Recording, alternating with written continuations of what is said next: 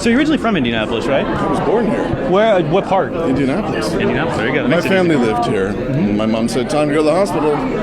There you go. That makes Our it family moved around a lot. This was among other places I lived. What would you consider like your home? If people ask you like where you're from? The moment I live in New York. There you go. Okay. My heritage is Canadian-American. Gotcha. Okay. So obviously you've had a super long, great career. You're being honored. We have a retrospective going for you. How does it feel? Is it something that kind of just rolls off your back, or is it something that kind of has that impact on you? I I'm guess? touched. That's awesome. Yeah. This is it's nice. 25, 30 years I've been doing this. Went quickly. And I've got 3 kids now, and I think I'd like to do it for another 20, 25 years or so. See if I still got it in me. You have been a huge driving force in this festival. People have been going crazy, excited to see you. I hope that you're excited for tonight because people are excited to see you. It's really going to be great. I got to say, though, obviously we're going to be screening The Mummy, Gods and Monsters, and The Quiet American. How good are you at rewatching your old performers? Is it something you like to do, or is it something you don't really? I've seen them. It's kind of in the blood. These are films that I know really well.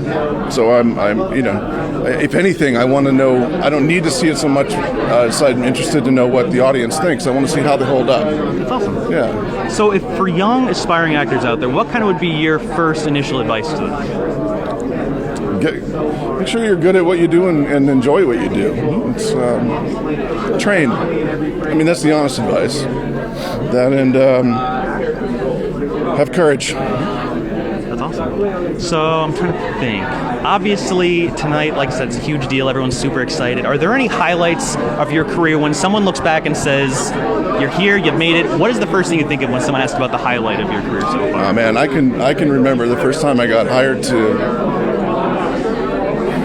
get my union card. It was a day player in a film with River Phoenix in like 1990.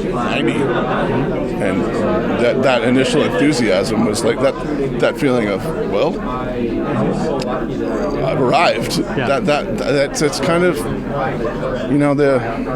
the newness of it really hasn't really matched up to anything I've done since then, to tell you the truth. I mean, I've been happy and to go along on lots of other projects, but what has been the biggest kind of like change in the industry so far? If you haven't been in your career for however many years now, I think it's technological primarily. I mean, they went from kind of an analog to digital format around 2008-9.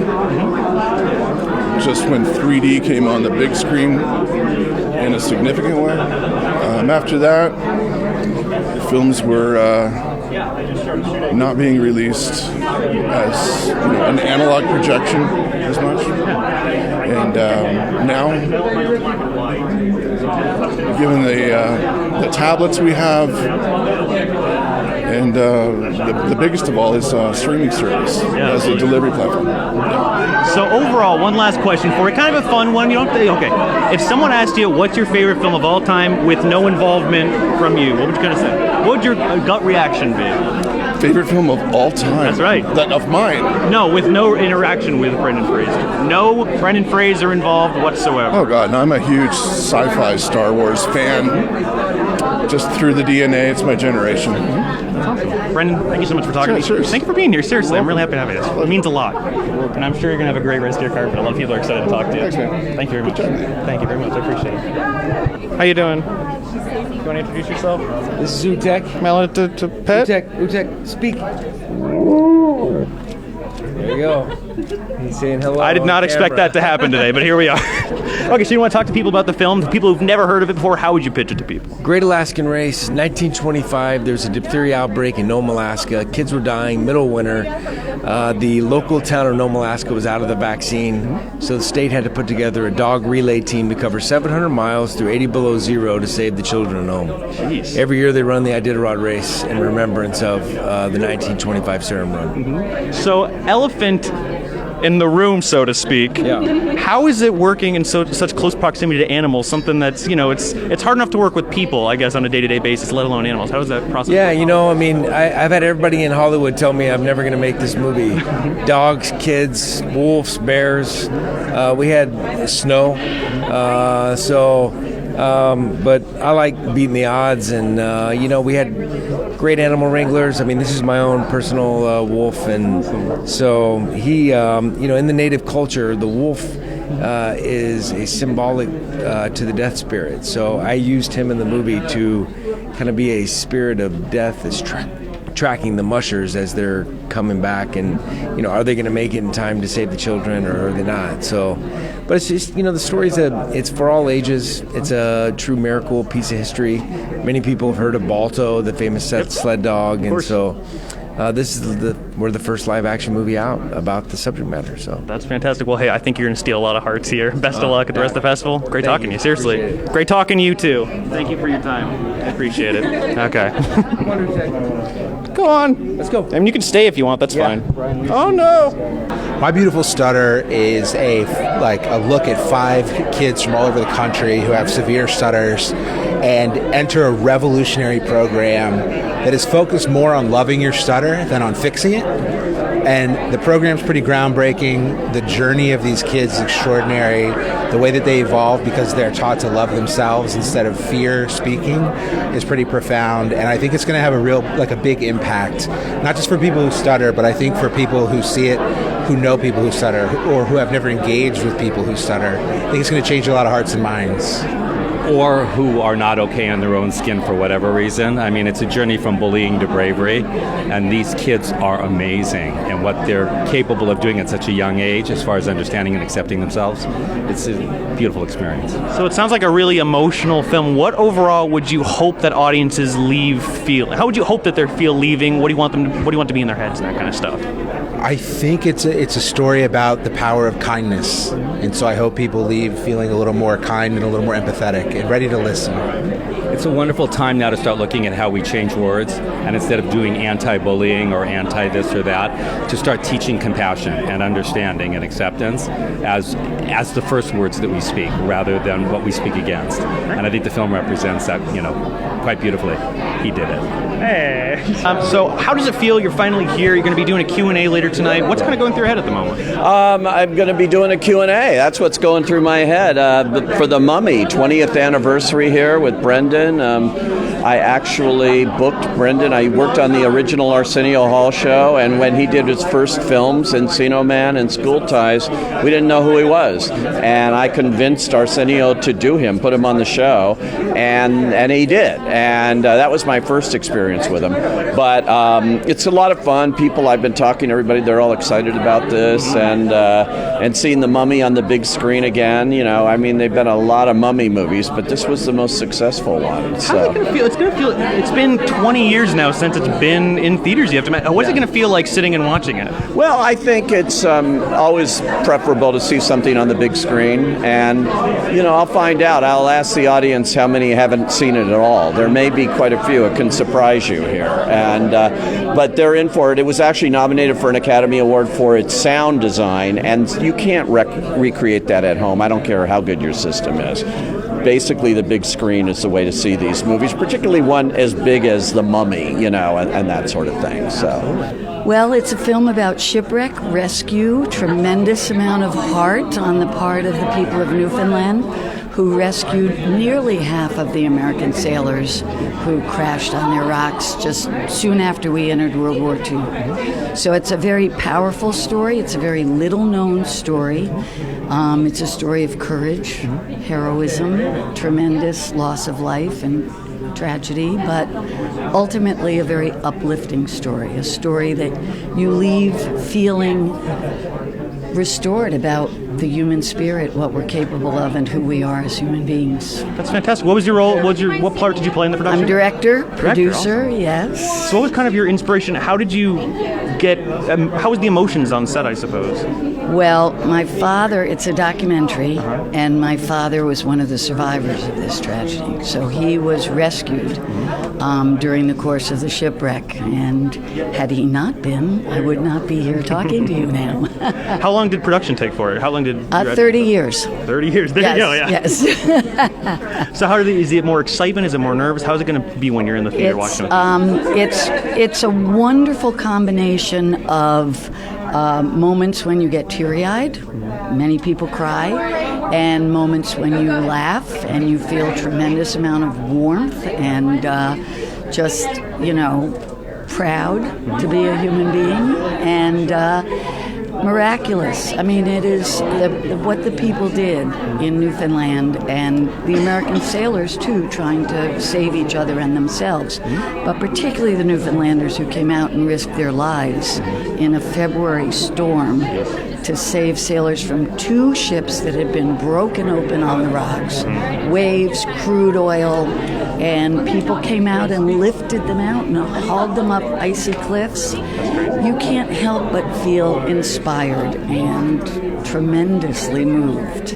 And ultimately, as I said, for all the loss and all the tragedy, it's a very uplifting story. Well, the film is about it's a father and son journey.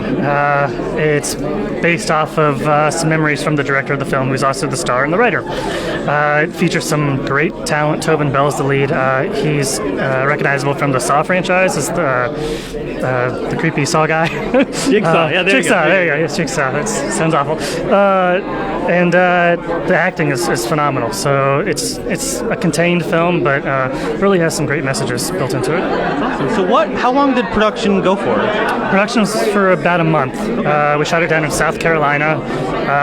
Actually, during this time of the year, when we're showing tomorrow, is the exact same time we're filming the last scene of the film. So that's kind of cool. Awesome. Okay. How many times has it screened before? This will be its debut. Debut. Okay. So what's going to be going through your head? Is it excitement? Is it nerves? A lot of excitement. We finished the film like 2 weeks ago, so we'd submitted a rough cut, and I guess they really liked the story, so we had to rush against that timeline to get it done just in time. So yeah, Barefoot is a documentary. It's about Mark Balmer, an inspiring writer and activist who walked barefoot for over 700 miles to protest climate change. That's how passionate he was about making a difference. And we're here with his parents who supported his journey all the way. And the film is very complex. It's full with humor and uplifting elements and tragic elements as well. So you really have to come and see it. It's our world premiere tonight and another screening tomorrow.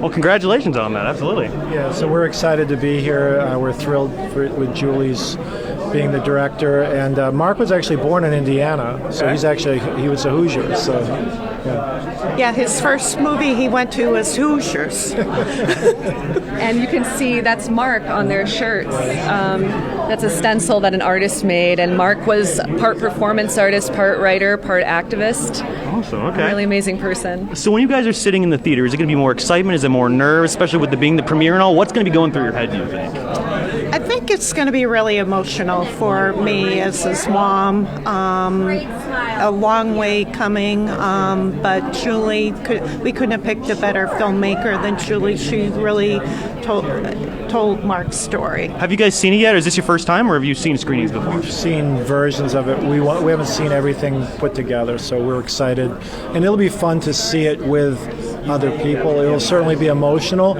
I'm anxious to see how people react to Mark's story, because it really is, I think, a compelling story. It's a Christmas drama which everybody in America loves, but never before has Christmas been seen from the perspective of two ethnicities that are not mainstream American. It's an Indian boy and an African girl come together in New York to celebrate Christmas.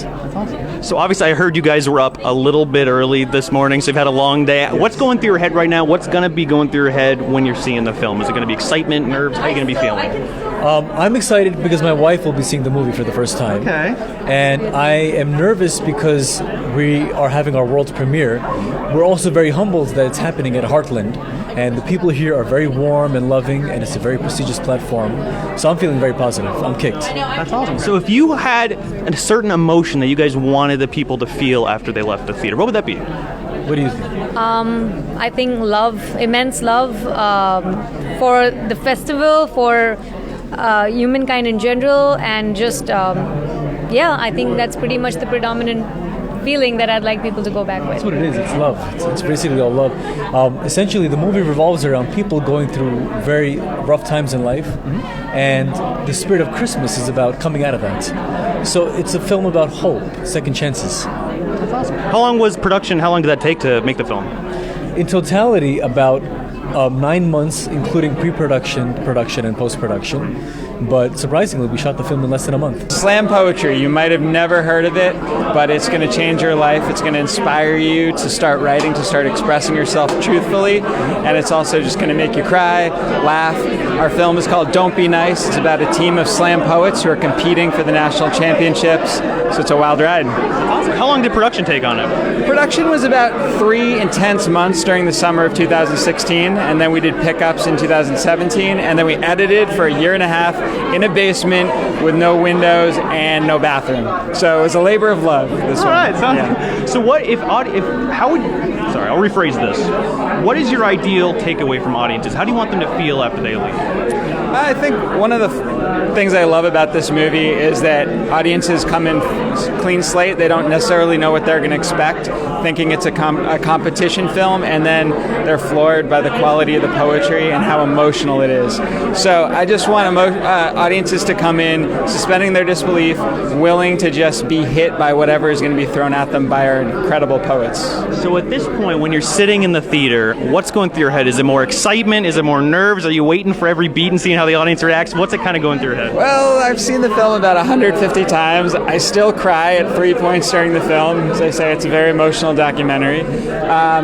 What's going through my head? I just want to make sure there's no technical glitches, film festivals, sometimes that happens. No, I'm just so excited to have gotten to this point.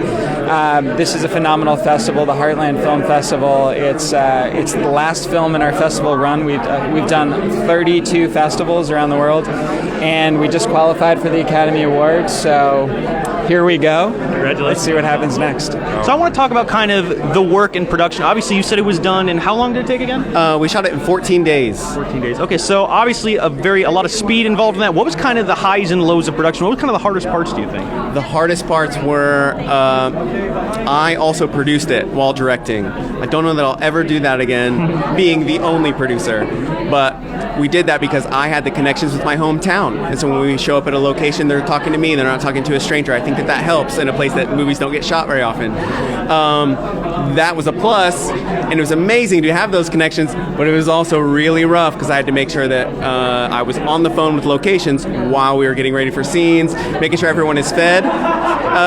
It's quite a load. So the lows aren't really that low, but let's just say I was pretty stressed out. Yeah. So what do you guys think are the biggest takeaways from you personally having done this production now? Oof. Do you want to pass it to a friend, or you want to take it?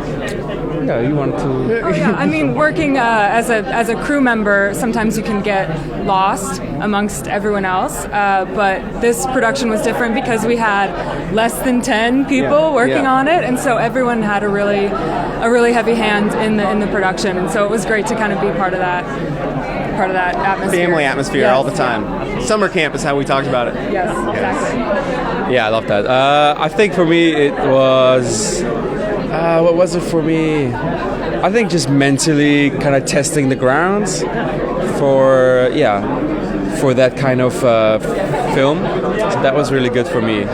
He's being humble because he doesn't want to talk about how good his performance is. He's amazing, and it took a lot of work, and so he doesn't want to talk about it, but that's why he's trying to be humble. I think you'll find out pretty soon that people think you did a very good job. I'm really excited to get an audience reaction, actually, after having watched it so many times and thinking about it in post-production. There's a few people have seen it along the way, but no, general audience, so fascinated to get, just impulsive reactions. Yeah, absolutely. I'm similar. I'm looking forward to seeing the reaction also between, say, Heartland audience and San Diego, because we're off to California with the film next week. So it'll be really interesting to see the different groups, how they respond. Yeah.